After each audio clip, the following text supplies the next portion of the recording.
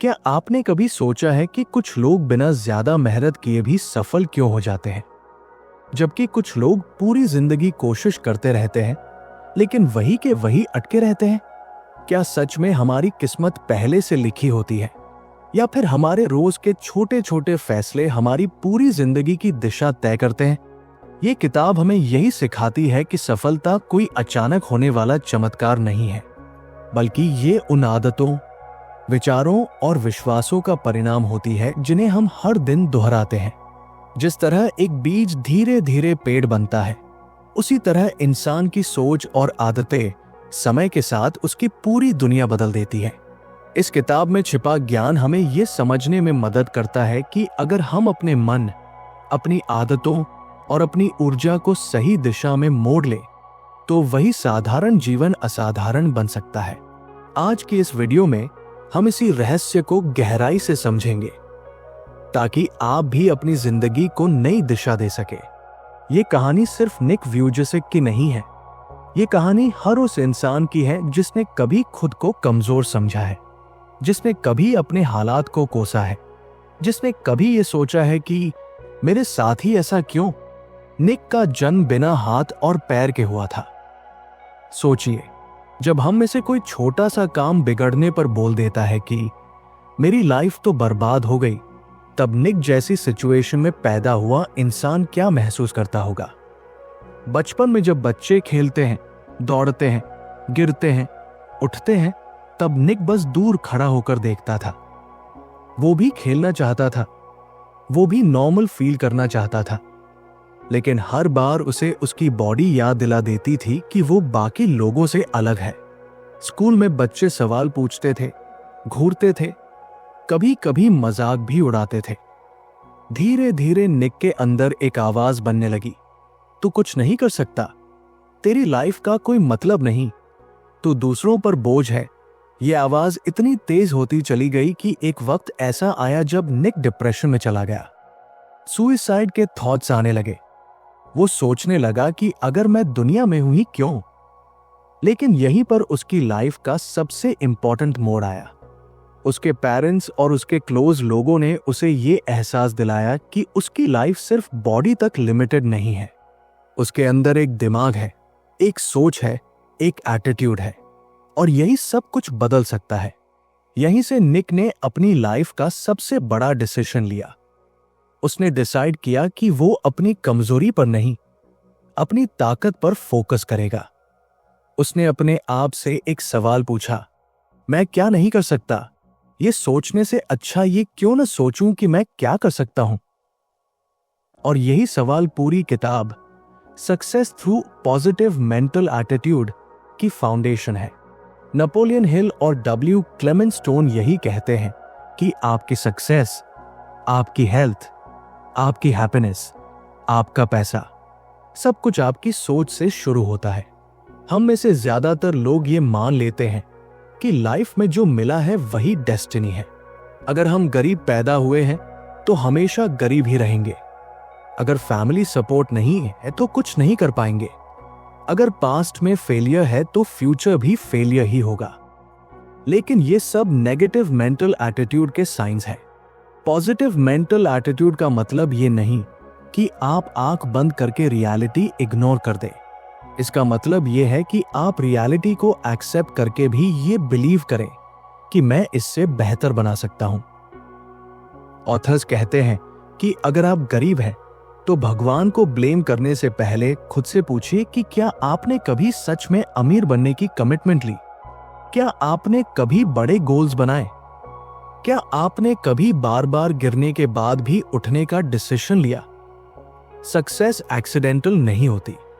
Success उन लोगों को मिलती है जो बार बार कोशिश करते हैं, चाहे उन्हें हार ही क्यों न मिले। पॉजिटिव मेंटल एटीट्यूड रखने वाले लोग फेलियर से डरते नहीं हैं। उनके लिए फेलियर एंड नहीं होता, बल्कि फीडबैक होता है।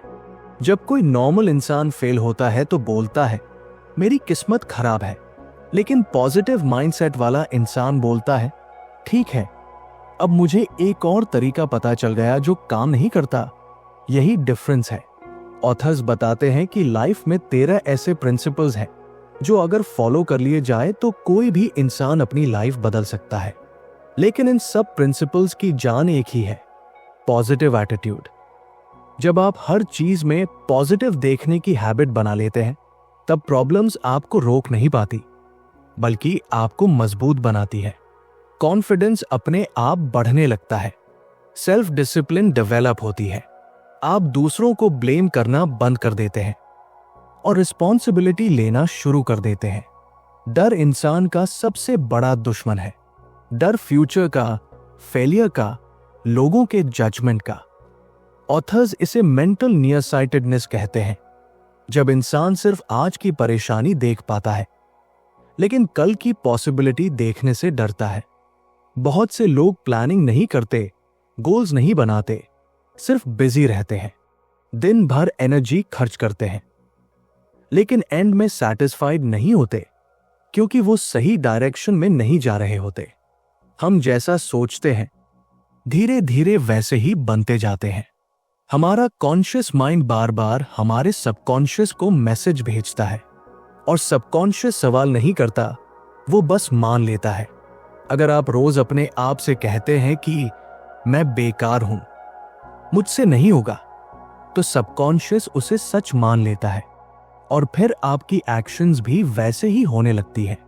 लेकिन अगर आप रोज अपने आप से कहते हैं कि मैं सीख रहा हूं, मैं बेहतर बन रहा हूं, मैं ये कर सकता हूं, तो धीरे धीरे आपकी हैबिट्स, आपकी एनर्जी, आपकी अपॉर्चुनिटीज बदलने लगती है। इसलिए बड़े गोल्स बनाना बहुत जरूरी है।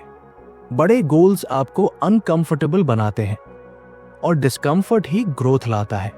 जब गोल बड़ा होता है तो आपको खुद को अपग्रेड करना पड़ता है। नॉलेज, स्किल्स, डिसिप्लिन, सब कुछ। प्रॉब्लम आए तो उसे कर्ज मत समझिए, उसे ट्रेनिंग समझिए, क्योंकि हर प्रॉब्लम के पीछे एक लेसन छुपा होता है। मोटिवेशन बाहर से नहीं आती, मोटिवेशन अंदर से जेनरेट करनी पड़ती है। जब आप साफ साफ जानते हैं कि आप क्या चाहते हैं और क्यों चाहते हैं, तब मोटिवेशन अपने आप आती है। अपनी ओल्ड हैबिट्स को तोड़ना मुश्किल होता है, लेकिन इम्पॉसिबल नहीं।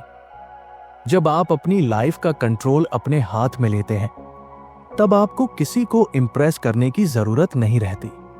पैसा भी प्लानिंग से आता है, प्रेयर्स से नहीं। फेथ जरूरी है, लेकिन एक्शन के बिना फेथ सिर्फ विश बनकर रह जाता है। कोई भी इंसान ओवरनाइट सक्सेसफुल नहीं बनता। जो हमें ओवरनाइट सक्सेस दिखता है, उसके पीछे सालों की मेहनत छुपी होती है। नेगेटिव सोच रखने वाले लोग हर चीज में रिस्क देखते हैं। पॉजिटिव सोच रखने वाले लोग हर रिस्क में अपॉर्चुनिटी देखते हैं। जॉब में सैटिस्फैक्शन भी माइंडसेट से आती है। अगर आप वो काम कर रहे हैं जो आपको अंदर से डेड फील कराता है, तो पैसा भी आपको खुश नहीं कर पाएगा। जब गोल क्लियर होता है तो रास्ता भी दिखने लगता है। रूल्स को समझना और उन्हें अप्लाई करना सक्सेस का शॉर्टकट नहीं, बल्कि स्मार्ट वर्क है। पैशन का मतलब ये नहीं कि आपके पास सब कुछ हो। पैशन का मतलब है दूसरों के काम आना। जब आप दूसरों की मदद करते हैं, तब आपकी लाइफ में भी फ्लो बनता है। पैसा एनर्जी है, जितना पॉजिटिव तरीके से उसे यूज करेंगे उतना बढ़ेगा। जितना डर और गिल्ट के साथ देखेंगे उतना ब्लॉक होगा। एनर्जी सिर्फ बॉडी से नहीं आती, एनर्जी थॉट से भी आती है। जब आप खुद को मेंटली स्ट्रांग रखते हैं, तब बॉडी भी रिस्पॉन्ड करती है। सक्सेसफुल लोग अपनी एनर्जी को प्रोटेक्ट करते हैं, नेगेटिव लोगों से डिस्टेंस रखते हैं, पॉजिटिव हैबिट्स बिल्ड करते हैं। हेल्थ भी माइंडसेट से जुड़ी है।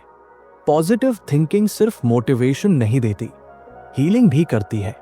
हैप्पी थॉट्स बॉडी में पॉजिटिव केमिकल्स रिलीज करते हैं।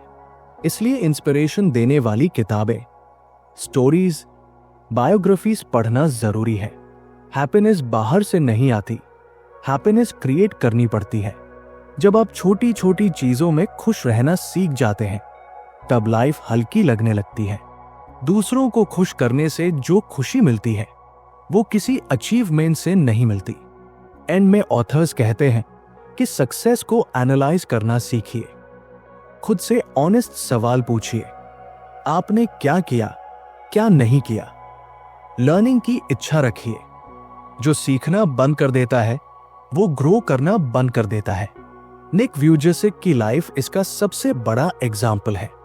बिना हाथ पैर के पैदा हुआ इंसान अगर दुनिया को इंस्पायर कर सकता है तो हमारे एक्सक्यूजेस कितने छोटे हैं।